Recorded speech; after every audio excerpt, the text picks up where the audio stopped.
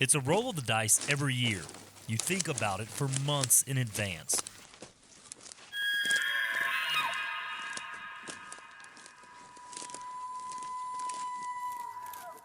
You've thought to yourself 1,000 times, it should be perfect.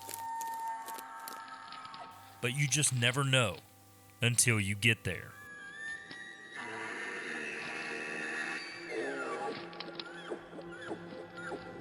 The sounds and smell of elk are everywhere. The rut is on. The advantage is never yours, but these next 5 days will be your best odds of the year.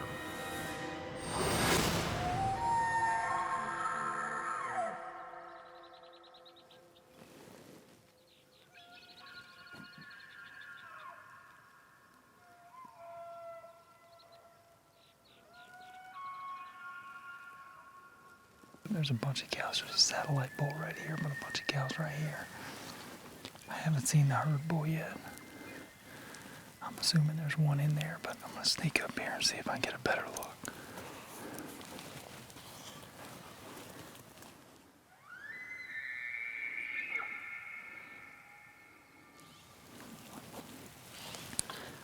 I can't see a mature bull yet, but I feel like I can hear one over here rubbing his horns. Oh my God, go. That's not it.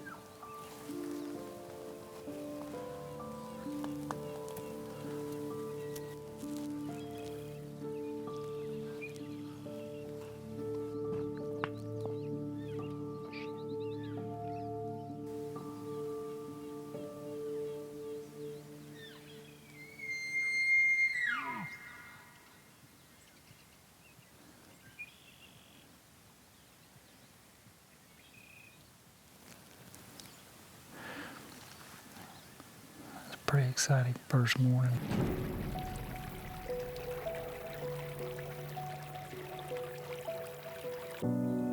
My goal for this trip is a mature bull. That does not mean a big bull, but an old bull. Calling in a young satellite bull this time of year is much easier to do than calling in the old guys. I'm willing to go home empty-handed if need be.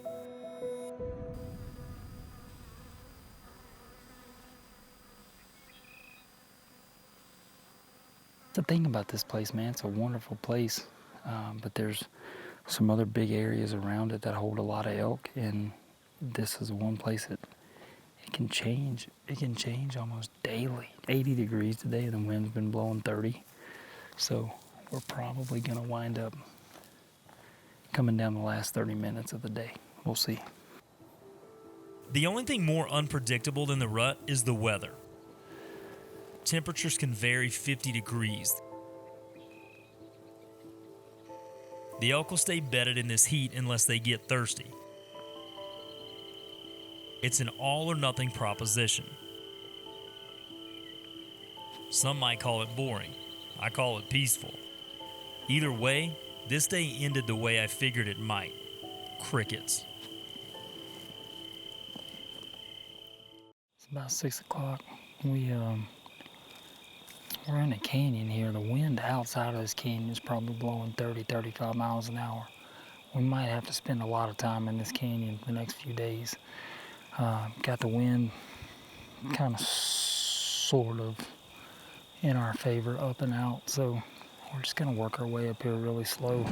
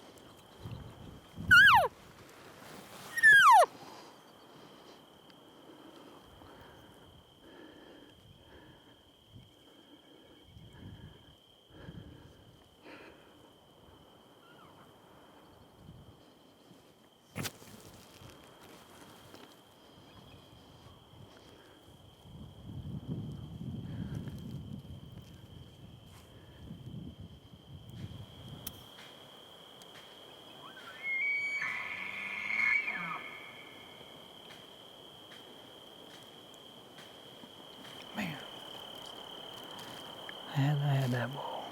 I mean, I had that bull dead right there, and I may really, really regret it.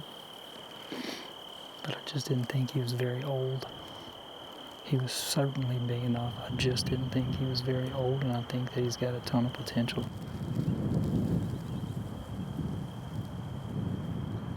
I'm not a trophy hunter. Like, I hate the word. I mean, I genuinely despise the word trophy, but I am very picky when it comes to age. And the more I think about it walking out of there, I don't know if it was just a real up-close encounter that I'm questioning myself about or not, or the fact that as soon as we got back, Keith said, "Man, he was an older bull," and I went, "What?" Because I just didn't think he was very old, but palmated, and if he was young and he was palmated and he had decent potential, and you know, he was really going to turn into something that could have been a true giant later. I don't know.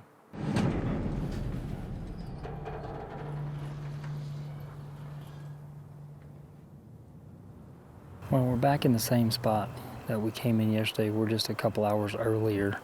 We're gonna get up here to this. There's a good water source up here, and where we found that bull yesterday. I mean, the wind's blowing 20, 30. It's blowing 10 to 15 in here, but out there, it's crazy. I mean, to look at the temperature right now, it's almost 4 o'clock, and it's 84 degrees. So water's a good option, even though it's September the 20th. We just need to find the right bull.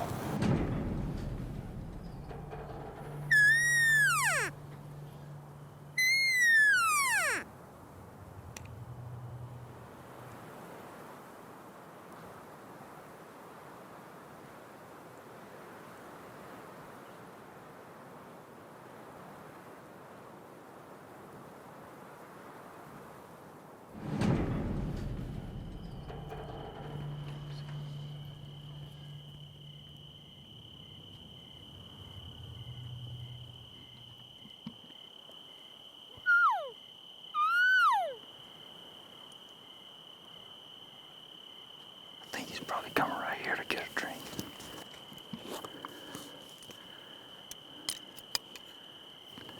Yards.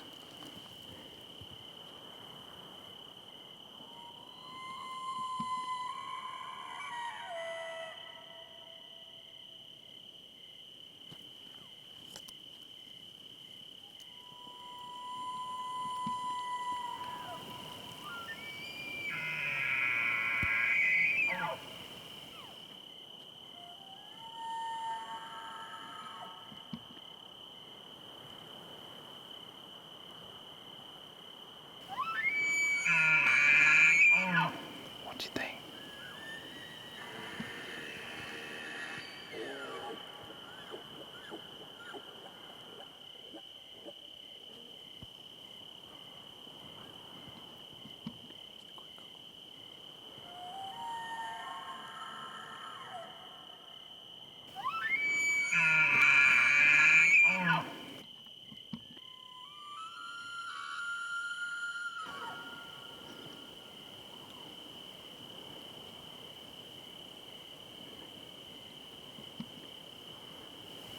I don't think he's very old.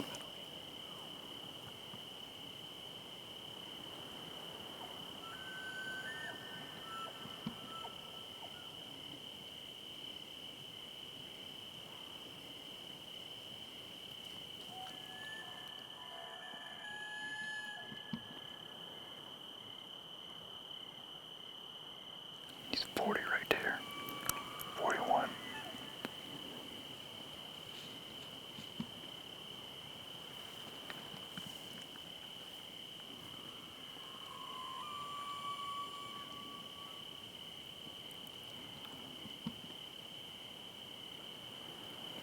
I'm really, really hoping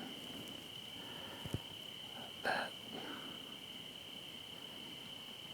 these two missed encounters, not missed decisions that I've made to let elk walk, don't come back to haunt me.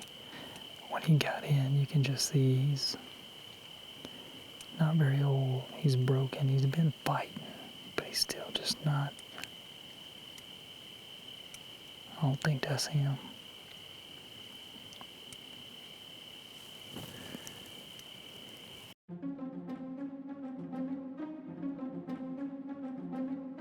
It happens all the time. Seems like moments ago your 5-day elk hunt just started.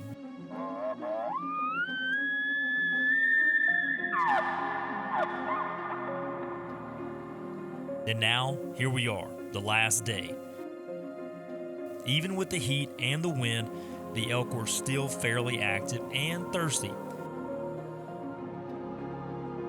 I've had opportunities, plenty of them.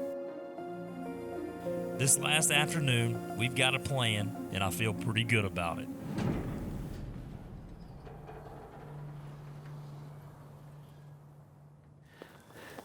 Well, look, we've passed a couple of bulls that that I would have been really happy to take in a lot of places, and I just kind of made my mind up this week in an area just because of the specific area we're at. I wanted to try and find a mature bull, so I kind of stuck to that. I don't know that I like it all the time, but and when I say mature, like, I don't care if he's 20 years old and he has nubs on his horns. That's fine with me. I'm just after a mature bull. That's totally all I'm after. It's 4 o'clock and it's kind of hot, but what we're gonna do is we're gonna take it. There's a ridge line up here, and it's a pretty good hump up there, but there's bulls that bed on both sides of it. It's pretty steep, really good bedding area.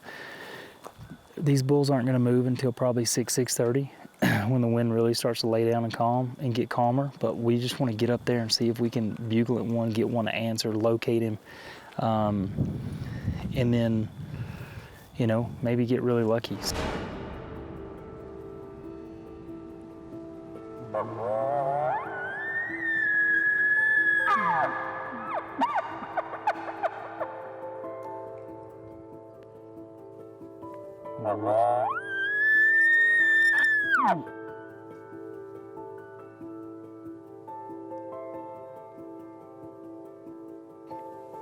It's about this time that you start thinking about defeat. It's not a bad feeling, it's just the way that it is.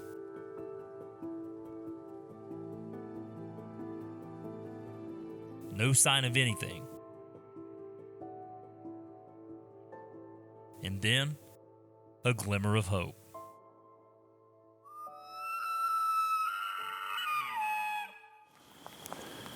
I feel like that bull bugle right up there. I'm in a spot right now where I really want to be. I feel like this little area right behind me, they're coming off this hill up here and they're filtering down in here.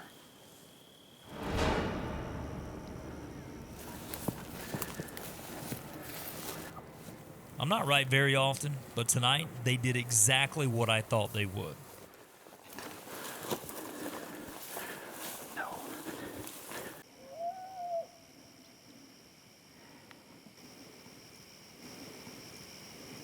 There's a big bull again. Look at him going. He's going the other way.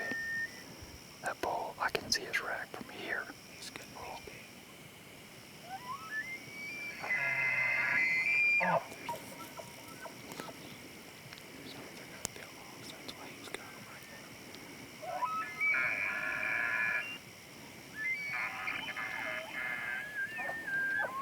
Anyway, what I'm saying is, I don't think there's any way this bull can be that young and have this cows with all that going on down there.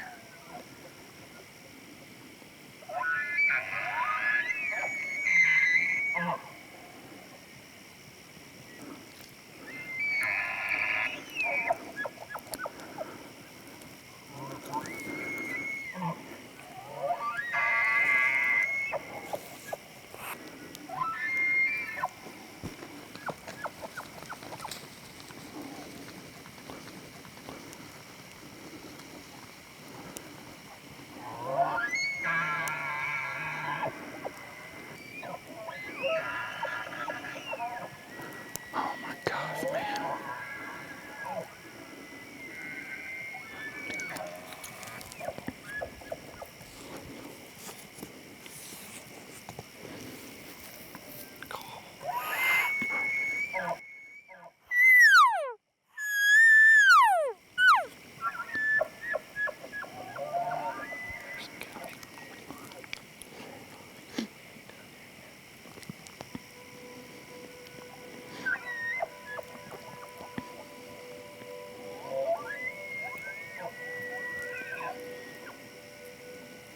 Small raghorn.